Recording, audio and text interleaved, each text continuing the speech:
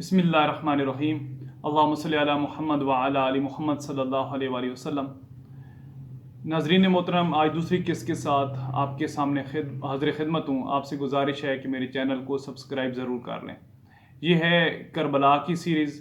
Yazid का ख़त वलीद के नाम। यजीद ने तख्त खिलाफत पर आते ही वाली मदीना वलीद बिन उबैद बिन अबी सुफियान को ख़त लिखा कि हज़रत हुसैन और अब्दुल्ला बिन उमर रज़ी अल्लाह तआला अन्हु, अब्दुल्ला बिन ज़ुबैर रज़ी अल्लाह तआला अन्हु को बैत खिलाफत पर मजबूर करे और उनको इस मामला में मोहलत ना दे। वलीद के पास जब ये ख़त पहुंचा तो फ़िक्र में पड़ गया कि इस हुक्म की तामील किस तरह करे। मरवान बिन हुक्म, जो उनसे पहले वाली मदीना रह चुका था, उसको मशवरा के लिए बुलाया। उसने मशवरा दिया कि अभी तक हज़रत अमीर मुआविया रज़ी अल्लाह तआला अन्हु की वफ़ात की खबर मदीना में शाया नहीं हुई। मुनासिब ये है कि इन लोगों को फ़ौरन बुला लिया जाए। अगर वो यजीद के लिए बैत कर लें तो मकसद हासिल है, वरना सबको वहीं कत्ल कर दिया जाए।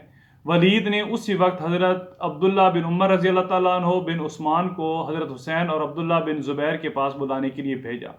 उसने इन दोनों हज़रात को मस्जिद में पाया और अमीर मदीना वलीद का हुक्म पहुंचा दिया। दोनों ने कहा, तुम जाओ, हम आते हैं। इसके जाने के बाद हज़रत अब्दुल्ला बिन ज़ुबैर रज़ी अल्लाह तआला अन्हु ने हज़रत हुसैन रज़ी अल्लाह तआला अन्हु से कहा कि ये वक्त अमीर की मजलिस का नहीं है, इस वक्त तुम्हें बुलाने में कोई ख़ास राज है। हज़रत हुसैन रज़ी अल्लाह तआला अन्हु अपनी ज़कावत से पूरी बात समझ गए थे। फरमाया, ऐसा मालूम होता है कि मुआविया रज़ी अल्लाह तआला अन्हु का इंतकाल हो गया है और अब वो चाहते हैं कि लोगों में इनके इंतकाल की खबर मशहूर होने से पहले वो हमें यजीद की बैत पर मजबूर करें। अब्दुल्ला बिन ज़ुबैर रज़ी अल्लाह तआला अन्हु ने भी इनकी राय से इत्तेफाक किया और कहा कि फिर अब क्या राय है। हज़रत हुसैन रज़ी अल्लाह तआला अन्हु ने फरमाया कि मैं जाके अपने नौजवानों को जमा कर लेता हूँ और फिर उनको साथ लेकर वलीद के पास पहुँचता हूँ। मैं अंदर जाऊँगा और नौजवानों को दरवाज़ा पर छोड़ जाऊँगा कि कोई ज़रूरत पड़े तो मैं उनकी इमदाद हासिल कर सकूँ। इस किरारदाद के मुताबिक हज़रत हुसैन रज़ी अल्लाह तआला अन्हु वलीद के पास पहुँचे। वहाँ मरवान भी मौजूद था। हज़रत हुसैन रज़ी अल्लाह तआला अन्हु ने सलाम के बाद अव्वल तो वलीद और मरवान को नसीहत की कि तुम दोनों में पहले कशीदगी थी, अब मैं आप दोनों को मुजतमे देकर खुश हुआ और दुआ की कि अल्लाह ताला आप दोनों के तल्लाकात खुशगवार रखे। इसके बाद वलीद ने यजीद का ख़त हज़रत हुसैन रज़ी अल्लाह तआला अन्हु के सामने रख दिया, जिसमें हज़रत मुआविया रज़ी अल्लाह तआला अन्हु की वफ़ात की खबर और अपनी बैत का तकाजा था। हज़रत हुसैन रज़ी अल्लाह तआला अन्हु ने मुआविया रज़ी अल्लाह तआला अन्हु की वफ़ात पर इज़हार गम व अफसोस किया और बैत के मुतल्लिक़ ये फरमाया कि मेरे जैसे आदमी के लिए ये मुनासिब नहीं कि खलवत में पोशीदा तौर पर बैत कर लूँ। मुनासिब ये है कि आप सबको जमा करें और बैत खिलाफत का मामला सब के सामने रखें। इस वक्त मैं हाजिर हूँगा, जो कुछ होगा सब के सामने हो जाएगा। वलीद एक आफियत पसंद इंसान था। उस बात को कबूल करके हज़रत हुसैन रज़ी अल्लाह तआला अन्हु को वापसी की इजाज़त दे दी, मगर मरवान ने इनके सामने ही कहा कि अगर हुसैन रज़ी अल्लाह तआला अन्हु उस वक़्त तुम्हारे हाथ से निकल गए तो फिर कभी तुम्हें उन पर कुदरत ना होगी। मेरा ख्याल ये है कि आप उनको रोक लें और जब तक बैत ना करें जाने ना दें, वरना कत्ल कर दें। हज़रत हुसैन रज़ी अल्लाह तआला अन्हु ने मरवान को सख्त जवाब दिया कि तू कौन होता है, तू हमें कत्ल कराए, और ये फरमा कर वहाँ से निकल आए। मरवान ने वलीद को मलामत की कि तूने मौका ज़ाया कर दिया। वलीद ने कहा कि शोदा की कसम, मुझे सारी दुनिया की सल्तनत और दौलत भी अगर इसके बदले में मिले कि मैं हुसैन को कत्ल करूं तो मैं उसके लिए तैयार नहीं। क़यामत के रोज़ हुसैन के रज़ी अल्लाह तआला अन्हु के खून का मुतालबा जिसकी गर्दन पर हो वो निजात नहीं पा सकता। हज़रत हुसैन रज़ी अल्लाह तआला अन्हु और हज़रत ज़ुबैर रज़ी अल्लाह तआला अन्हु मक्का चले गए और हज़रत अब्दुल्ला बिन ज़ुबैर रज़ी अल्लाह तआला अन्हु अपने भाई जाफ़र को साथ लेकर रातों रात मदीना से निकल गए। जब वो तलाश करने पर हाथ ना आए तो हज़रत हुसैन रज़ी अल्लाह तआला अन्हु का तआक़ुब किया। हज़रत हुसैन ने भी यही सूरत इख्तियार की कि अपनी औलाद और मुतल्लिकीन को लेकर मदीना से निकल गए और दोनों मक्का मुकरमा पहुँचकर पनाह गुज़ीर हो गए। यजीद को जब इस वाक़े की इत्तला मिली तो वलीद बिन गनबा की सुस्ती पर इनको माजूल कर दिया। इनकी जगह उमर बिन सईद अशदक को अमीर मदीना बना दिया और इनकी पुलिस का अफसर हज़रत अब्दुल्ला बिन ज़ुबैर रज़ी अल्लाह तआला अन्हु के भाई उमरू को बना दिया, क्योंकि उसको मालूम था कि इन दोनों भाइयों में शदीद इख्तिलाफात हैं عمر بن زبیر عبداللہ بن زبیر رضی اللہ تعالیٰ عنہ کی گرفتاری میں کوتاہی نہ کرے گا۔ گرفتاری کے لیے فوج کی روانگی۔ عمر بن زبیر نے پہلے تو رؤسائے مدینہ میں جو لوگ حضرت عبداللہ بن زبیر رضی اللہ تعالیٰ عنہ کے حامی تھے ان سب کو بلا کر سخت تشدد کیا اور مار پیٹ کے ذریعے ان پر رعب جمانا چاہا۔ اس کے بعد بمشورہ عمر بن سعید 2000 نوجوانوں کا لشکر لے کر حضرت حسین رضی اللہ تعالیٰ عنہ اور حضرت عبداللہ بن زبیر رضی اللہ تعالیٰ عنہ کی گرفتاری کے لیے مکہ مکرمہ روانہ ہوا۔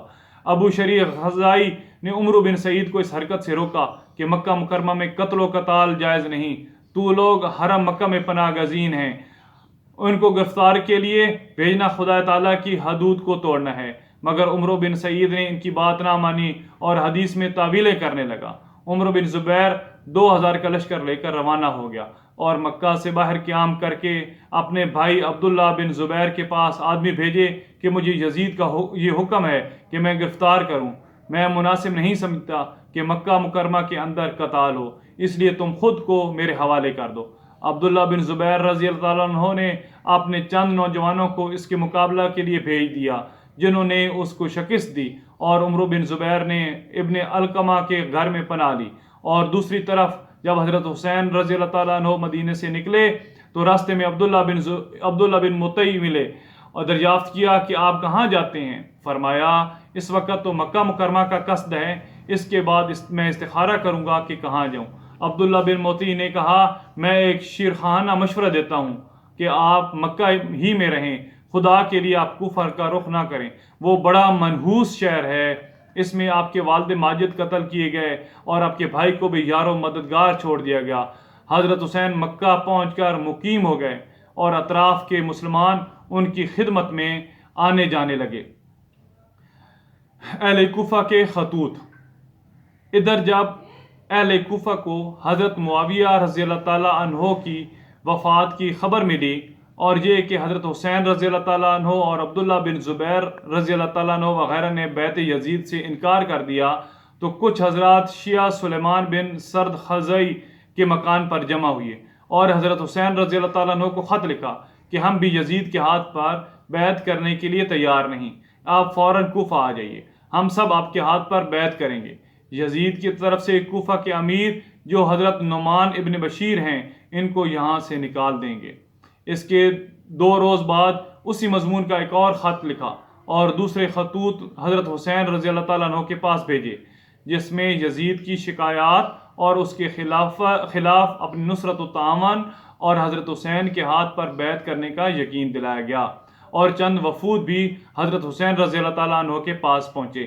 حضرت حسین رضی اللہ تعالیٰ عنہ وفود اور خطوط سے متاثر ہوئے مگر حکمت و دانش مندی سے یہ کیا کہ بجائے خود جانے کے اپنے چچا زاد بھائی مسلم بن عقیل رضی اللہ تعالیٰ عنہ کو کوفہ روانہ کیا اور ان کے ہاتھ یہ خط بھیجا کہ بعد سلام مسنون مجھے آپ لوگوں کے خط ملے اور حالات کا اندازہ ہوا، میں اپنے معتمد چچا زاد بھائی مسلم بن عقیل رضی اللہ تعالیٰ عنہ کو تمہارے پاس بھیجتا ہوں تاکہ وہ حالات کا جائزہ لے کر مجھے خط لکھے۔